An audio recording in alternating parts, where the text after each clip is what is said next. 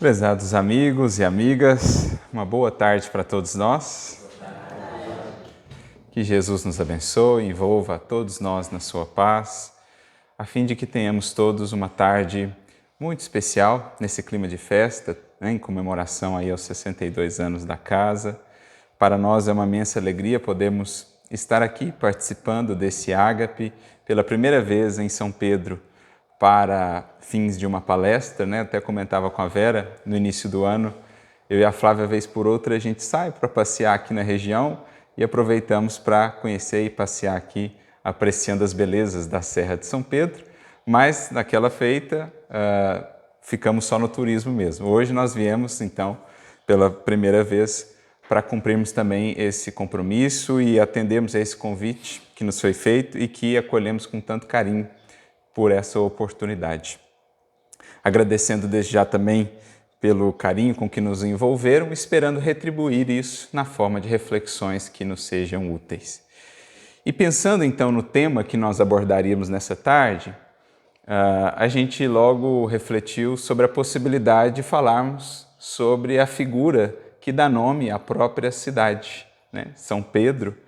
E somente hoje nós nos atentamos, no almoço conversávamos com minha sogra, e ela mencionou então que hoje também, por ocasião, é o dia de São Pedro, né? O dia que foi convencionado, dia 29 de junho, o dia que foi convencionado para nos lembrarmos da memória, do legado desse grande apóstolo, desse esteio do cristianismo nascente.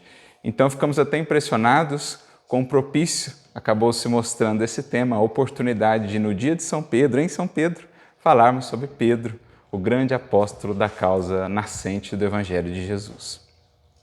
E para tanto, nós vamos então recorrer ao próprio Evangelho, desta vez nas narrativas do evangelista João, no último capítulo do seu livro, capítulo de número 21, quando ele nos apresenta, e ele é o único que faz o relato desse encontro, dessa passagem, ele nos fala ali de um momento marcante, especialmente para Pedro, no que diz respeito à sua tarefa, à vida que ele teria depois, dando continuidade ao compromisso que havia abraçado com Jesus.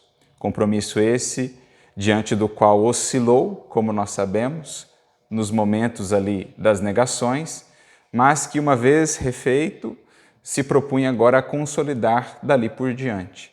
E esse encontro que é narrado pelo evangelista João, nós veremos, teve uma importância muito capital na construção desse apóstolo.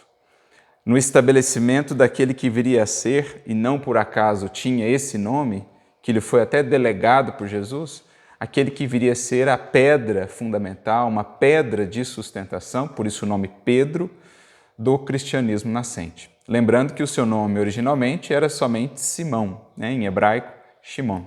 Jesus, então, é que apresenta esse título, esse apelido, que acaba sendo incorporado não só ao nome, ao rótulo, mas à própria vida desse apóstolo. Porque esses nomes, ou essas mudanças de nome, que muitas vezes vemos no contexto do Evangelho ou das Escrituras, elas têm sempre uma conotação, uma significação espiritual também.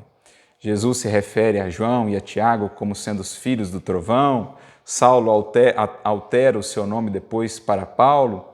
Tudo isso tem um certo sentido, uma razão de ser.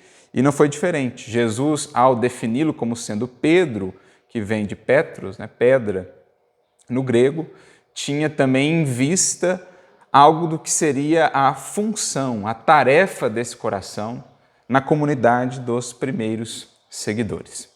Então, no capítulo 21 de João, nos é narrada uma pesca que Pedro fazia ali com outros discípulos, né? Ele convida os irmãos, filhos de Zebedeu, Tiago e João, Tiago maior no caso, Natanael, Tomé, chamado Dídimo também, e eles estavam ali pescando no mar da Galileia depois da crucificação. Então já havia passado o processo da crucificação, o Cristo inclusive já havia se manifestado uma ou duas vezes aos discípulos nesse intermédio, aquela primeira manifestação, quando estavam ainda em Jerusalém, trancados, né, porque temerosos do que ocorreria, das perseguições que poderiam surgir, tudo era muito recente, todos aqueles acontecimentos dolorosos da cruz. Então os discípulos ali reunidos a portas fechadas são de repente surpreendidos pela presença do Cristo, que como primeiras palavras nesse encontro de retorno, digamos assim, ou nesse reencontro de retorno, as primeiras palavras de Jesus foram simplesmente: paz seja convosco. Emmanuel não perde a ocasião de refletir sobre isso conosco, né, ou para nós, dizendo-nos que o Cristo, em retornando em espírito para reacender naqueles corações a chama da esperança, para impulsioná-los na senda áspera que teriam a percorrer na causa do Evangelho, Jesus não reaparece com quaisquer reprimendas, com quaisquer cobranças, com quaisquer ataques, reclamações. Poxa, Pedro, você me negou. Poxa, vocês todos, onde estavam? Sumiram todos, só ficou João lá ao final. Jesus não diz nada disso. Pelo contrário, apresenta-se e diz apenas: paz seja convosco. Já trazendo-nos uma grande lição, que Emmanuel traduziria bem numa frase sua: alimenta boa parte do teu irmão. A vida converterá o mal em detritos e o Senhor fará o resto. Não consta em nossos mistérios, não está em nossa lista ou no programa de atividades com Jesus, sermos os censores, os cobradores, os exigentes acerca de nossos irmãos e suas imperfeições.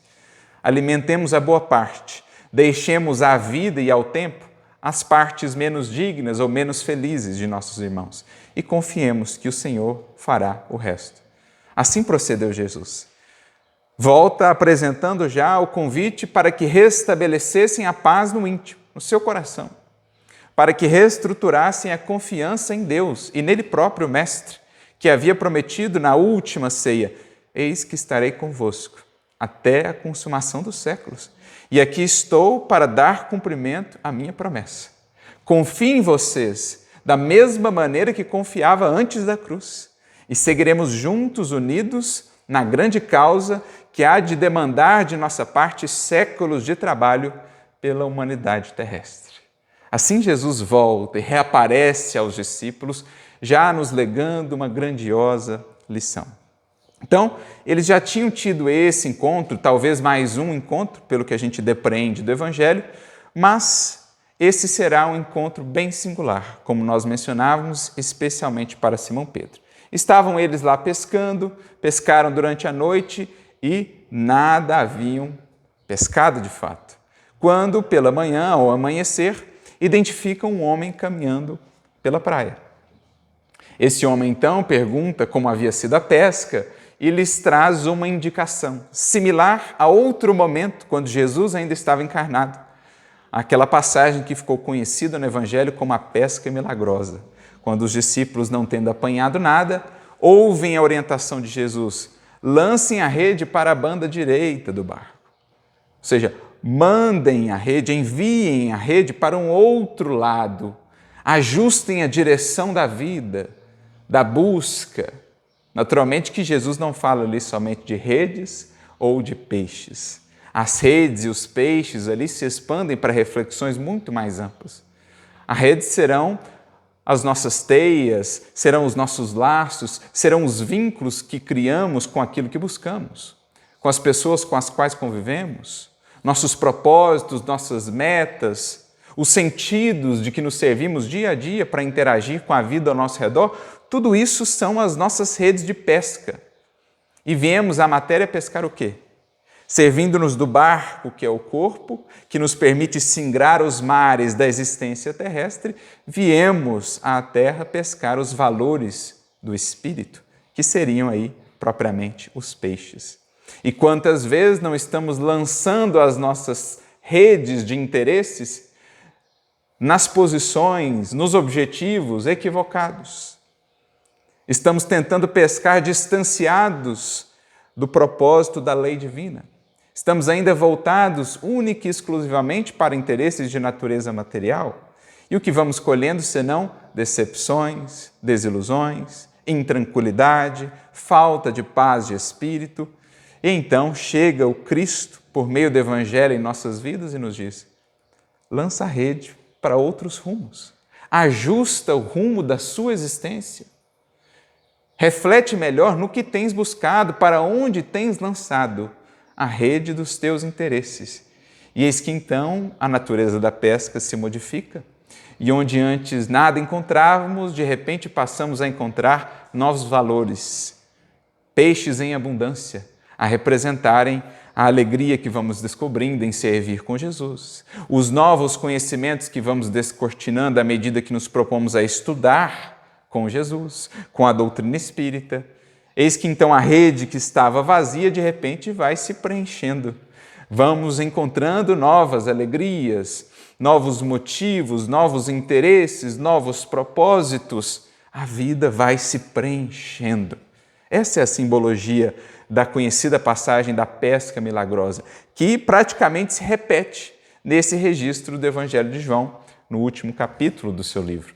Jesus, à distância, os discípulos ainda não haviam reconhecido bem que se tratava dele, exceto um, João é o primeiro a perceber, aquele mesmo que registra o Evangelho. Ele diz: olha, lancem a rede para cá. E, de novo, a pesca é abundante. Em determinado momento, então, João consolida essa convicção, percebe que, de fato, se tratava do Senhor e avisa aos demais. Pedro, então, tocado por aquela visita, demonstrando o quanto o seu coração ansiava por encontrar-se mais uma vez e, quiçá, conversar com Jesus, não espera sequer o barco se aproximar da margem. Salta dali mesmo e vai a nado em busca de Jesus. Os demais discípulos vão pelo barco, mas Pedro, tal era a ânsia no seu coração por rever o Mestre, cruzar novamente os seus olhos com aquele doce olhar, que ele não espera, salta no mar e vai a nado em busca de Jesus. Porque, figuremos, gente, o que se passava naquele coração. Pedro, dos discípulos, talvez tenha sido o que mais conviveu com Cristo. Ele era um daqueles 3 que estavam com Jesus em momentos específicos do Evangelho. Por exemplo, quando sobe ao Monte Tabor, Pedro era um dos 3 que lá estava. Pedro, João e Tiago Maior, os 2 filhos de Zebedeu e Pedro. Depois, no momento do horto, Pedro é um dos 3 que fica ali mais próximo de Jesus e que ouve dele: olha, velem comigo. E seria justamente um daqueles 3 que acaba adormecendo naquele momento culminante. Então Pedro também foi aquele que hospedou o Mestre em sua própria casa. Então imaginemos o vínculo que foi se estabelecendo entre aquele coração e o coração do Mestre. E nós conseguimos notar, apesar das durezas de Pedro, apesar da sua impaciência muitas vezes, do seu caráter temperamental, irascível, especialmente com os ditos pecadores que procuravam a Jesus, nós percebemos que por detrás daquela casca grossa existia um profundo amor pelo Cristo. Agora, ele havia sido aquele que, tendo estado tão próximo, tendo sido aquele que na última ceia afirmou: onde fores, eu irei contigo, se preciso, até a morte. Tendo sido aquele que ouviu de Jesus a previsão sobre a sua negação, ele ainda assim o negou. E ao negá-lo, como descreve-nos a cena Irmão X, Humberto de Campos, no livro Boa Nova, capítulo de número 26, o seu olhar logo busca o local onde Jesus estava preso, aquela cela no pátio interno da residência de Anás, de Caifás, os sumos sacerdotes de então. Caifás, o sumo sacerdote, Anás, sogro do sumo sacerdote. Ele busca o local, a cela onde Jesus estava preso, e os seus olhos, o seu olhar, cruza então com o olhar de Jesus. E ficamos a imaginar o que se processou nesse coração, naquele momento inolvidável para aquele espírito. tendo-o negado 3 vezes, ele que havia prometido fidelidade até a morte, olha para aqueles olhos que exalavam a mesma ternura, o mesmo carinho, a mesma compreensão. Talvez não lhe teria doído tanto se no olhar de Jesus existisse algum traço de condenação, de crítica, de cobrança, mas justamente por existir somente compaixão, ternura e compreensão, aquilo calou ainda mais fundo no coração de Simão Pedro, sendo o momento chave, o ponto nevrálgico de mudança da sua trajetória. Ali começa a ser construído o grande Pedro, que hoje tanto admiramos. Mas esperaria ele talvez um momento em que pudesse travar um contato, um diálogo mais íntimo com Jesus para saber o que Jesus pensava daquela negação. Se de fato ele o havia perdoado, porque é certo, pelo que havia aprendido com Jesus, o perdão seria irrestrito, seria total, seria imediato, mas talvez a dúvida ainda existisse no coração de Pedro. Aquele primeiro encontro foi um encontro mais direto, melhor dizendo, um encontro mais geral com todos os discípulos. Pedro talvez não teve a ocasião de falar ali tete a tete com o Mestre. Então isso talvez nos explique essa ânsia dele por sequer esperar o barco alcançar a margem.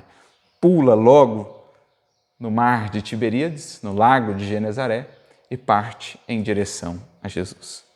E ali então Jesus aguarda os demais discípulos chegarem, eles se reúnem, fazem ali uma refeição, o Mestre, mais uma vez, como lhe era característico, toma o pão e parte o pão entre os discípulos, fazem mais um ágape, uma espécie de segunda versão, de segundo momento daquela última ceia, como que a reconfigurar, olha, a última ceia foi aquele cenário um pouco mais difícil, desafiador, porque as perspectivas eram mais sombrias, né, as perspectivas da cruz, mas agora o clima era diferente. O Cristo havia testado que a vida continua.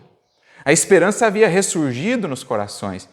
E o Mestre esperava agora consolidar a fortaleza, a resiliência naqueles espíritos, consciente do imenso trabalho que estava por vir. Então ele reedita aquela última refeição, agora não mais num cenáculo, num espaço em Jerusalém, mas na própria Galileia, às margens do tão amado lago de Genezaré, que havia sido o palco, o cenário das suas pregações por aqueles 3 anos de missão pública. Então, certamente um momento, uma cena muito especial para todos aqueles discípulos. Em determinado momento, contudo, ele chama Simão Pedro à parte. E é aí que se desenrola um dos mais belos, um dos mais tocantes e diria mesmo importantes diálogos do Evangelho. Pelo que ali vai nos ser dito, não de maneira explícita, mas que implicitamente poderemos alcançar. Creio que a maioria já conhece esse diálogo. Basicamente, ele se resume a 3 perguntas que entrariam para a história, assim também as 3 respostas que foram dadas pelo discípulo. Por 3 vezes, Jesus indagará ao discípulo: Pedro, tu me amas? Na primeira vez, Pedro responderá que sim, e toda vez que Pedro respondia que sim, reafirmando o seu amor por Jesus e, de certo modo, o seu compromisso com Jesus, o Mestre, então, lhe apresentava parte do programa da tarefa, como a dizer que amá-lo representaria um compromisso com aquele programa estabelecido. Então Jesus diz: apacenta as minhas ovelhas, ou os meus cordeiros, vai mudando um pouquinho o teor da resposta, mas a ideia central é a mesma. Depois de cada afirmação de amor, Jesus então frisa: então apacenta as minhas ovelhas. E aqui a gente já entra na primeira dimensão daquilo que está sendo dito, sem que seja explicitamente dito. Porque Pedro ali, no fundo, é uma representação de todo o coração que se propôs ao discipulado, que se propôs a segui-lo, a caminhar com Jesus. E ali, então, Cristo apresenta o programa e também os requisitos fundamentais. Primeiro, fazendo essa associação, dizer que me ama será, no fundo, representar esse amor na forma de serviço. Serviço ao próximo. Na forma desse verbo que é tão bonito e tão abrangente em suas dimensões e significações, apacentar. Quanta coisa pode ser incluída dentro desse verbo? Quantas perspectivas o verbo apacentar nos abre? Primeira coisa que me chama a atenção é a similitude dele, pelo menos ali no núcleo da palavra, com a própria palavrinha paz, apacentar. Como a dizer que nosso compromisso maior é sermos pacificadores. Pacificar vidas ao nosso redor. Seja por meio do consolo que possamos levar, seja por meio das explicações que possamos ofertar às dúvidas que angustiam muitos corações, seja pelo braço, pela mão amiga, pelo ombro consolador que possamos ofertar às vidas ao nosso redor, seja pela nutrição espiritual de afeto, de amor que saibamos espargir, compartilhar. Tudo isso vai sendo incluído dentro desse verbo que tem muitas dimensões, que é o verbo apacentar. Então Jesus deixa claro ali, por meio dessas três associações que faz, em cada uma das perguntas e respostas, ele associa o amor que teremos então para com ele, com a tarefa de apacentar. Como ele também havia deixado claro no próprio Evangelho de João, agora no capítulo de número 14, quando a gente vai, por exemplo, ao versículo de número 21. Quando Jesus nos diz assim: aquele que tem os meus mandamentos e que os guarda, esse é aquele que me ama. Isso é tão importante, gente, para que a nossa compreensão de amor a Jesus, de amor à causa do Evangelho, não seja aquela compreensão assim utópica, imaginária, simplesmente sonhadora, mas que não chega a concretizar-se nunca na vida. Para que a nossa relação com Jesus não seja aquela somente de emoções em momentos específicos, quando, por exemplo, ouvimos falar sobre ele, ouvimos uma palestra ou lemos um livro, a emoção que nos leva às alturas, somos sensibilizados, até mesmo as lágrimas por vezes escorrem em nossa face, mas não passamos disso. Para que o nosso amor ao Cristo não se reduza a simples momentos assim de emotividade mais exacerbada, a simples momentos de uma sensibilidade mais acentuada, é preciso que entendamos que o amor a Jesus deve estar intimamente,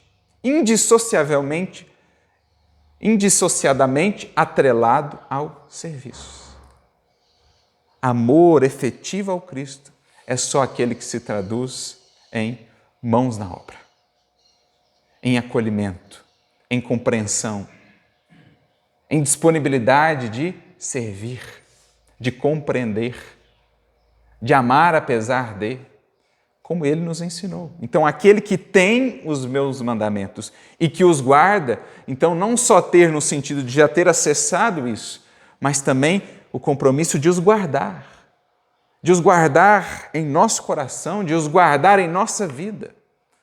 Esse é o que me ama. Porque se não passamos a esse patamar ainda, o amor pode estar no plano do sonho, do projeto, da idealização, mas não chegou a se concretizar. Não chegou a fincar raízes no solo do nosso sentimento. É preciso que ele se traduza em frutos. Não só promessas, mas também o fruto que expressa a realização. Não só o perfume que balsamiza, que envolve de alguma maneira, mas principalmente o fruto que sustenta, que nutre. Por isso já dizia Jesus que cada árvore será conhecida não pela copa, não pelas flores, não pelo número de galhos, não pela dimensão da sua copa. Cada árvore será conhecida fundamentalmente pelos frutos que produz. Pelos frutos que produz. Então Jesus traz para nós essa compreensão que é fundamental dentro da proposta do Evangelho e do Espiritismo enquanto Evangelho redivivo.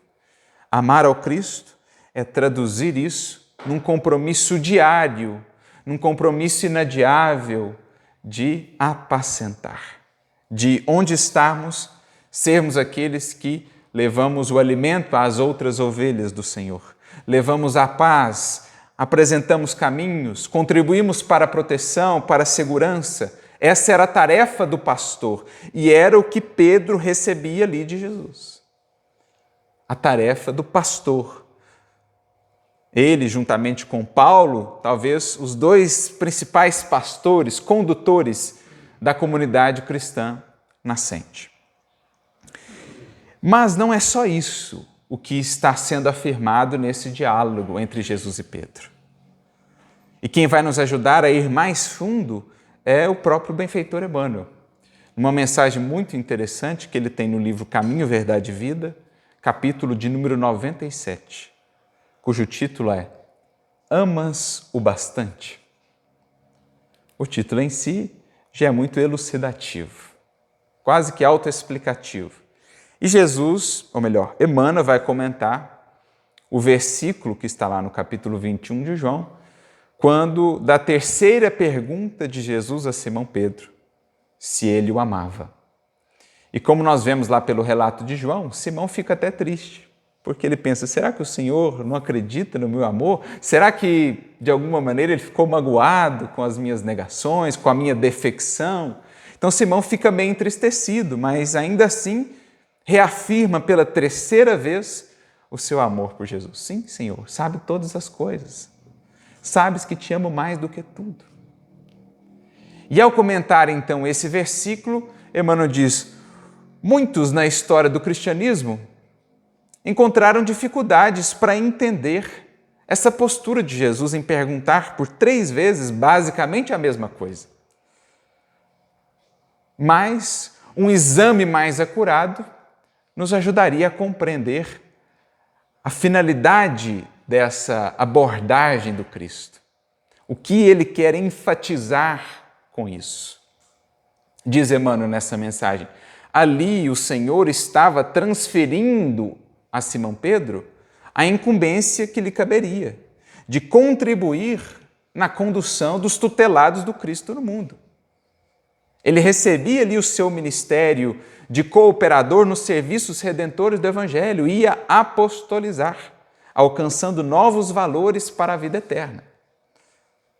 Jesus, então, quer saber, quer sondar, ou melhor, fazer com que o próprio Simão sonde, analise se ele tem os requisitos fundamentais para a tarefa. Na verdade, poderíamos dizer, o requisito fundamental para a tarefa. Porque vejamos que interessante, sobre o que Jesus não pergunta. É por essa linha de análise que Emmanuel vai nos conduzir. Por acaso Jesus perguntou quanto Simão Pedro conhecia da primeira revelação? Por acaso Jesus perguntou o quanto Pedro lembrava decor os ensinamentos, as parábolas e as lições que havia ouvido durante aqueles 3 anos? Por acaso Jesus pergunta por quantos anos Pedro havia estudado numa escola rabínica, junto ao Sinédrio? Por acaso Jesus pergunta sobre esse tipo de coisas? Não, em nenhum momento. E é o que Emmanuel vai destacar. O Senhor não pergunta a Pedro sobre os raciocínios que lhe eram peculiares. Também não indaga a dimensão, o montante dos seus conhecimentos acerca dele próprio, o mestre ou do Evangelho. Pergunta apenas se ele o amava. Como a dizer implicitamente que com o amor as demais dificuldades se resolvem. Em outras palavras, como a dizer que implicitamente o amor é o requisito fundamental, porque todos os outros são simples derivativos, são simples decorrências do amor. No que diz respeito à tarefa com Cristo, à tarefa espírita, o requisito primordial, essencial, é amor. Amor que alimente, então, o engrandecimento da alma em todas as outras qualidades, habilidades, recursos que ela será chamada a desenvolver para bem cumprir a tarefa que lhe foi delegada. Não existem outros requisitos essenciais, porque os outros decorrerão disso. Isso me faz recordar, certa feita, o Herculano Pires, grande filósofo, grande divulgador da doutrina espírita, conversava com Chico Xavier e outros amigos, e eles falavam sobre evangelização da criança. E aí surgiu ali aquele debate, né, se para ser evangelizador precisava de pedagogia ou não, de curso, de formação e tal e tal. E aí o Chico, caladinho, né, em determinado momento, o Herculano ou alguém ali pergunta: Chico, o que o Emmanuel acha a respeito? E então o Chico responde: nosso Emmanuel está dizendo aqui que para a gente poder evangelizar é preciso amar as crianças. Com isso, Emmanuel está desprezando o estudo, a preparação, o trabalho de qualificação? Óbvio que não. Mas ele está dizendo o essencial, o que Jesus disse a Pedro: se você tiver amor, a busca por se qualificar será uma resultante natural do amor. Se você tiver amor, a busca por fazer o melhor, por fazer-se melhor para a tarefa, será um produto, um resultado natural do amor ao Cristo, do amor à tarefa, do amor às crianças, no caso, do amor aos companheiros espíritas na tarefa do divulgador, do médium passista, do amor aos nossos irmãos de humanidade na tarefa de assistência. Sempre na base de todo engrandecimento do ser, de toda qualificação, estará algo do amor verdadeiro, porque só o amor é a força ou a qualidade essencial que alimenta o trabalho e o processo de crescimento que o trabalho vai pedir. Então, olha que reflexão sublime a que Emmanuel nos convida na sua análise dessa simples pergunta. Jesus não indagou a Pedro qual era o seu currículo. Quantos anos de estudo você tem? Quantos livros você já leu? Quantas palestras você já deu? Ele não pergunta nada disso. Mesma coisa a qualquer coração que adentre uma casa espírita desejoso de servir com Jesus. Não lhe será indagado até que ano você estudou na escola, quantos livros você já leu, o que consta no seu cargo, qual é o seu cargo, quais os diplomas que você ostenta, o que consta no seu currículo vitae, nada disso será indagado. Agora, se você puder ofertar amor, traduzido em boa vontade de aprender e de crescer, então você tem o requisito essencial. Por isso, Emmanuel nos diria que a boa vontade é o capital mais valioso da vida. Porque boa vontade sincera é amor que se abre ao serviço. E a criatura que está nessa posição, com boa vontade e humildade para aprender, ela é então o bloco que vai ser trabalhado pelos cinzéis do alto, que vai ser moldado pelo Cristo, convertendo-se paulatinamente numa obra-prima. O coração que se oferta no clima da boa vontade, sustentada pelo amor, esse é o material de trabalho essencial de que o Cristo se serviria. Como ele disse, naquele diálogo com Hanã, o Anás, sogro de Caifás, diálogo esse que está registrado no livro Boa Nova, capítulo de número 3. Pouco antes de ir para Galiléia e iniciar a sua missão pública, Jesus passa por Jerusalém e ali conversa com aquele que mais tarde seria um dos seus juízes. E Anás, vendo aquele jovem galileu, puxa ali conversa e logo demonstra o seu desprezo, o seu escárnio por aquele jovem que havia apresentado como proposta pela sua passagem, por ocasião da sua passagem em Jerusalém, passo por Jerusalém para ou visando a construção do reino de Deus nos corações. E o Anás fica, mas como assim? Você? Quem é você para falar disso, de um projeto tão grandioso, construção do reino de Deus? E eu que sou aqui o representante de Deus na terra, não ouvi falar disso? De onde virão os seus colaboradores? Se tem algum príncipe, algum rei que te apoie? E assim eles vão, né, dialogando. Jesus sempre com respostas sublimes, né, sublimes. Em determinado momento, ele volta-se para aquele sumo sacerdote e diz: sacerdote, nenhum mármore existe mais puro e mais formoso do que o do sentimento. E nenhum cinzel é superior ao da boa vontade.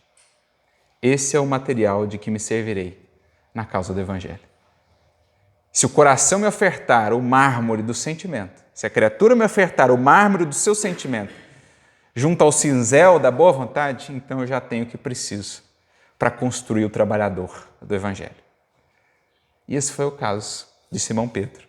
Por isso, no comentário da mensagem, concluindo, melhor dizendo, o comentário aqui ao versículo, Emmanuel diz: compreendamos, portanto, que as tuas conquistas intelectuais valem muito, as tuas indagações são louváveis, mas somente serás efetivo e eficiente cooperador do Cristo se tiveres amor. As tuas conquistas intelectuais valem muito. A doutrina espírita nos impele a estudar, a alargar o nosso horizonte de entendimento da vida, das leis divinas. As tuas indagações são louváveis, são respeitáveis. Mas para você adentrar mesmo na fileira dos cooperadores de Jesus, só quando o seu amor a Ele, por Ele, pela causa dEle, começar a se traduzir em compromisso com o apacenta as minhas ovelhas. Quando o nosso amor a Ele começar a se traduzir em serviço, em perseverança na senda, em boa vontade, em empenho, em persistência, porque não nos enganemos, gente. Começar com Cristo é fácil. O encanto nos empurra, o fascínio que toma conta do nosso ser, nesses primeiros contatos mais profundos com Jesus, é suficiente para iniciar. Mas para concluir, só o amor é capaz de sustentar. Como diria Emmanuel ao nosso querido Chico Xavier, a tarefa cristã, começar é fácil, continuar é difícil e chegar ao fim é crucificar-se. Porque quantas e quantas vezes não nos veremos como Pedro, um misto de tantas imperfeições, com anseios de esperança, anseios de renovação, boa vontade de algo fazer, desejo de sermos úteis. Esses aspectos nobres, positivos do nosso ser, ainda conviverem com tantas fragilidades, com tantas imperfeições, com tantas limitações. O que nos faz perseverar, portanto? O amor por Jesus. É o amor por Jesus que nos reergue naquele dia em que nos vemos caídos, por termos falhado, por termos cedido mais uma vez às nossas imperfeições, às nossas paixões. É o amor pelo Cristo, traduzido em esperança profunda em nossa alma, que nos coloca de volta no caminho.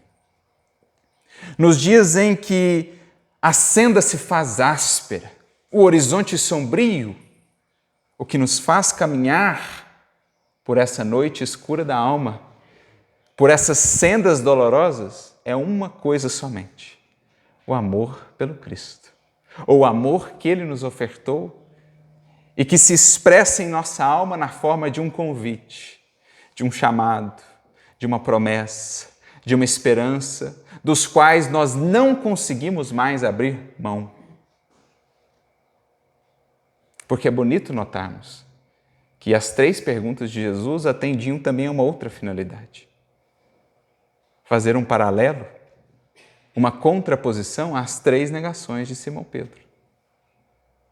Era como se Jesus ali dissesse para ele e para todos nós que o temos negado muito mais do que Simão ao longo dos séculos, é como se Jesus ali dissesse para todos nós: para cada queda sua, eu te perguntarei mais uma vez, tu me amas? E se a tua resposta for sim, levanta-te e volta à luta. para cada vez que tropeçares, eu te buscarei e te indagarei no íntimo da tua consciência: tu me amas? E a resposta será sim. Nós já sabemos que a resposta será sim. Ele então nos dirá: então, meu filho, minha filha, levanta e apacenta as minhas ovelhas. Volta à luta, volta ao caminho, volta à seara, porque te espero aqui como te esperava ontem e como te esperarei amanhã.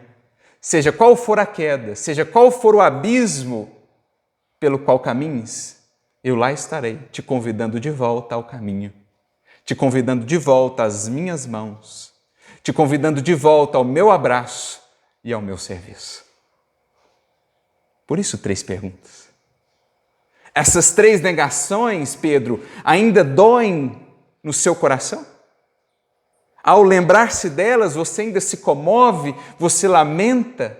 Pois bem, tens agora a oportunidade de afirmar por 3 vezes que me ama.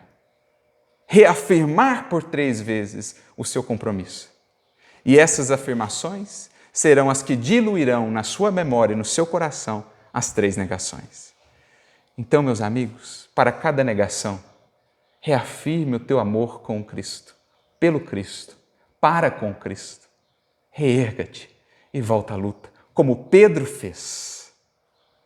Porque isso é o Evangelho real. Pedro é muito bonito porque ele é como que um livro vivo que nos demonstra o que é o Evangelho real. Porque distanciados da senda, distanciados do caminho de aprendizado, de renovação, de conhecimento de nós mesmos, é sempre muito fácil prometer a Jesus. É sempre muito fácil amar a Jesus quando estamos lá inertes, distanciados. É tudo brilho, é tudo beleza, é tudo grandeza. Agora o Evangelho real, ele se processa num clima de luta intensa, de nós para conosco. Não para com as outras criaturas, de nós para conosco. Como Paulo bem descreveria depois: o bem que eu quero, esse eu não faço, o mal que eu não quero, esse eu ainda faço. Quando busco o bem, eis que o mal está comigo. É o conflito que se processa no coração que se dispõe com boa vontade a aderir a Jesus e ao seu Evangelho. E por quanto tempo ainda, gente, nós seremos um misto de sombras e de luz, de uma luz nascente? Por quanto tempo ainda a nossa boa vontade há de conviver com as imperfeições que temos? Mas isso é o Evangelho. O Evangelho não veio para anjos. O Evangelho não veio para seres perfeitos. Como diria Chico, se fosse esperar a perfeição, eu nunca teria começado. O Evangelho veio para Pedros, para Paulos, para Madalenas, para Tiagos. O Evangelho veio para estes, o Evangelho veio para nós, que somos Pedro, onde se misturam sombra ainda em larga escala, mas já com os primeiros lampejos de luz. Onde se misturam ainda imperfeições sem conta, mas já com as primeiras sementes de virtudes a germinar. Esses somos nós, esse era Pedro, e isso é o Evangelho. O Evangelho real, sem idealizações, sem ilusões. O Evangelho é vivido no campo de cada dia, no cotidiano, nas convivências difíceis, nas lutas interiores. É para esses que o Evangelho veio, é para nós, que somos crisálidas da angelitude que um dia alcançaremos. Os caminhos humanos, diz Emmanuel, a sina humana é a crisálida do anjo. Então, a mensagem que está sendo transmitida por esse simples diálogo é das mais belas, das mais encantadoras e esperançosas do Evangelho. Quando nos vemos tais quais Pedro, os que o temos negado tantas vezes, mas que temos a oportunidade dia a dia, em serviço, em movimento, de reafirmar o nosso amor a Ele, traduzido em realização, em comprometimento, em persistência, em perseverança. E é esse amor a Ele, ou o amor que Ele nos ofertou, que se converte em nós em esperança, que há de nos sustentar nos dias mais difíceis. nos momentos mais ásperos, quando o horizonte se tornava assim sombrio, difícil de ver mais à frente. Falando aqui pessoalmente, foi a mão estendida do Cristo que nos sustentou, como tem sustentado a tantos na trajetória. Porque ninguém vencerá a si mesmo se não contar com o amor na base a alimentar essa boa vontade. Vencer um vício, vencer uma paixão, vencer a si mesmo, consome muita energia. Mas quem encontrou o manancial inesgotável do amor, não há nada a temer, porque o Cristo será com ele, e com Cristo fará ele coisas que sozinho jamais faria. Por isso Paulo confiantemente afirmaria: tudo posso naquele que me fortalece. Por isso Simão converte-se para a história no exemplo vivo do que é esse evangelho real, direcionado aos imperfeitos, àqueles de nós que temos ainda tantas limitações, mas que com o Cristo no trabalho encontraremos a nossa escola e a nossa possibilidade de transformação. E talvez em Pedro isso ainda fique mais destacado, porque Paulo, por exemplo, já trazia um grande cabedal intelectual, né, e outras possibilidades ali que Pedro não tinha. Pedro era um singelo, um simples pescador, sem muitos recursos intelectuais, com muitas dificuldades ainda de convivência, com muita impaciência, mas que, graças a esse poder sublime de transformação do amor, que consegue extrair do presente o futuro, que consegue ver no homem o anjo em formação, graças a essa força do amor, foi convertido nesse apóstolo que hoje nós tanto admiramos. E tem um relato de Humberto de Campos que acreditamos ilustra muito bem isso. O que é esse evangelho direcionado aos imperfeitos que temos sido? Esse evangelho da esperança.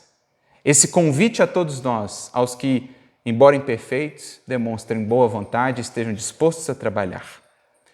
No livro Relatos da Vida, capítulo 1, Humberto de Campos fala-nos de um acontecimento que se deu ali após a partida de Jesus.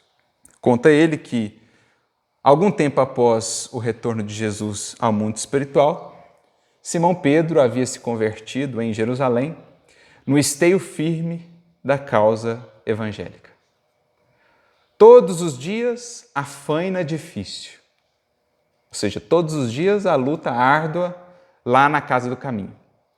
Os necessitados vinham de todas as procedências, e com os necessitados vinham também os adversários, os perseguidores, os ironistas, os galhofeiros e aquela multidão de obsessos e infelizes que diariamente acorria à casa do caminho. Então Pedro, diante daquele montante de tarefa, de demanda, de atividade, ali se desdobrava. Acrescenta irmão X, ora brando, ora enérgico, servia sempre.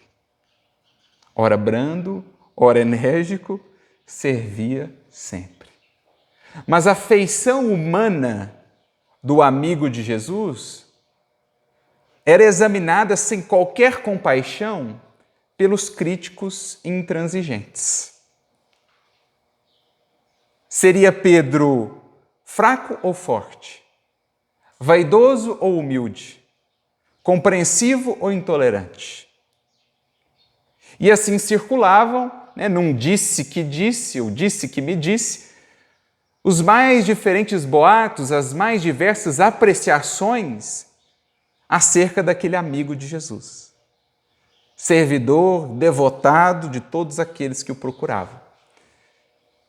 Nesse contexto, relata-nos, irmão X, um encontro que se deu num mercado ali em Jerusalém, entre Eliaquim, filho de Josias, e Natã, que era um fariseu letrado e muito rico em Jerusalém.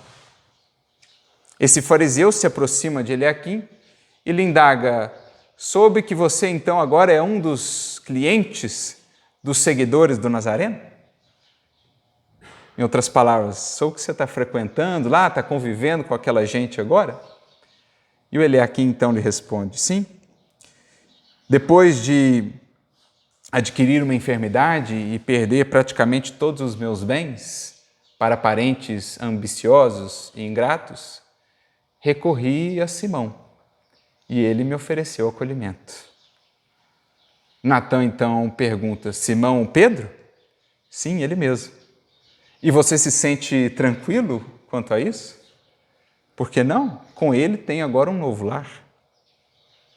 E então Natã volta-se para Eliaquim e começa a sua apreciação em torno de Simão Pedro, enfeixando ali, reunindo ali uma série de boatos, informações que ele havia ouvido falar a respeito daquela figura.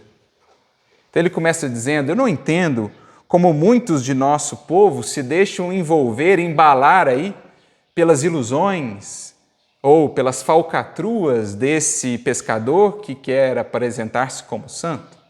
Eu mesmo fiquei algum tempo descansando ali nas redondezas da Galiléia, do Tiberíades, e ouvi coisas escabrosas sobre esse Simão Pedro. Não somente acerca das suas negações, mas ouvi que ele é ingrato, que é um mau filho, que é um mau amigo e outras tantas coisas mais de assustar. É claro que ali, aumentando em muito, né, como é característico da maledicência, dos processos de calúnia e difamação, pintavam um Simão Pedro que era horripilante. Ele tinha suas imperfeições, como conhecemos do Evangelho, mas o indivíduo ali foi ajuntando tudo isso para pintar uma figura assim abominável. Sem contar, diz ele, a ausência quase que completa de cultura. Perverte, confunde as tradições do nosso povo. Na hora de fazer as citações da lei, ele inverte Isaías com Jeremias, Moisés com Davi, troca tudo, não sabe o que está falando. Certa feita mesmo vieram alguns judeus ilustrados lá da região da Grécia e ao ouvirem falar ficaram impressionados e logo saíram tal estado, né, daquilo que ele apresentava. Vocês nunca pararam assim para pensar se ele teria moral bastante, educação suficiente para estar nessa posição em que ele está, de coordenador lá das atividades, né, dos continuadores do Nazareno? E aí ele notou que o Eliaquim ficou em silêncio, né, observando ele assim, meditando. E aí ele insiste: qual a sua opinião a respeito disso? Eu queria saber a sua opinião. E aí o indivíduo que havia sido acolhido, ele volta-se para aquele fariseu, Natã, e fala: olha, é verdade que o Simão é um homem rude, com muitos defeitos, apesar dos tesouros de amor e serviço que oferta do seu coração.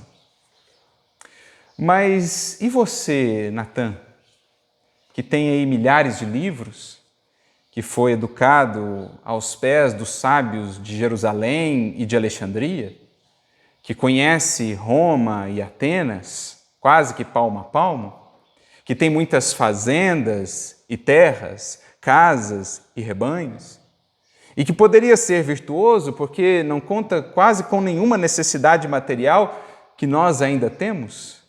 Que tens feito tu, por amor a Deus, em auxílio ao próximo? Diz então Humberto de Campos que Natã esboçou aquele sorriso amarelo, deu de ombros, cuspiu no chão, levantou a cabeça altiva e saiu sem responder, deixando a pergunta no ar. Por isso o título da mensagem é Pergunta no Ar. E a lição, quando ali percebi assim a propriedade dela, porque mais uma vez, receitar virtude, prometer realização, estabelecer sonhos e mais sonhos, projetos e mais projetos na seara do Cristo ou de qualquer proposta de espiritualidade é sempre muito fácil quando estamos à distância da luta real, quando ainda não mergulhamos em nós próprios. É sempre muito fácil cobrar e exigir dos outros demonstrações disso ou daquilo outro, mas esse não é o Evangelho real. O Evangelho real não é aquele que sai à cata de pessoas e equívocos para censurar. O Evangelho real é aquele que mergulha na luta É a criatura que, reconhecendo-se ainda tão imperfeita como Pedro, nem por isso deixou de se alistar, de se apresentar, buscando ser um instrumento, embora imperfeito, mas ao menos útil nas mãos do Senhor. Porque reconhece que assim mesmo é que se aprimorará. Vaso ainda contaminado, não de todo purificado, ainda assim pode ser utilizado. E é justamente por esse uso constante, traduzido em serviço na seara de Jesus, que nós vamos sendo paulatinamente purificados. O Cristo se apresenta primeiro aos que se apresentam, embora imperfeitos, à seara do seu amor. Quem me busca em serviço, diria irmão X, traduzindo uma palavra, uma fala de Jesus em outra mensagem, quem me busca em serviço, primeiro me encontra. Ao passo que às vezes aqueles tão ilustrados, tão instruídos, mas ainda tão distanciados desse bom combate cada dia, embora julgando-se mais próximos, estão, na maioria das vezes, imensamente mais distantes de Jesus. Como naquela parábola tão elucidativa do filho pródigo. O filho mais novo, insensato, precipitado, afasta-se, vive lá nos seus excessos, nos seus equívocos, mas quando cai em si, se propõe de boa vontade retornar. Ao passo que o filho mais velho nunca se afastou em tese do pai, mas notamos ao final da parábola que ele sempre esteve mais distante do pai do que o filho mais novo, que nos seus excessos e precipitações se distanciou, mas uma vez assumindo um caminho de volta, foi até o fim e foi o primeiro a adentrar na casa, isto é, na festa do reino. Quantas vezes nós não temos sido similares assim a Natã, cobrando, exigindo, esperando um cristianismo que é sempre vivido lá longe na vida do outro, mas nunca em nós. Ao passo que vemos outros tantos que, ainda marcados por tantas limitações, por amor a Jesus, não desistem. Aceitam o convite, se põem em luta, caem muitas vezes, mas se erguem mais vezes ainda. Esses são os que de fato descobriram o que é o Evangelho e o que é o caminho real de construção com Cristo. É o que Pedro nos ensina, é o que Madalena nos ensina, é o que todos temos a aprender nessa jornada com Jesus. Lembremos-nos, portanto, disso que nos foi transmitido por essa passagem aparentemente tão singela, mas que implicitamente nos traz tanta compreensão sobre o caminho a percorrer.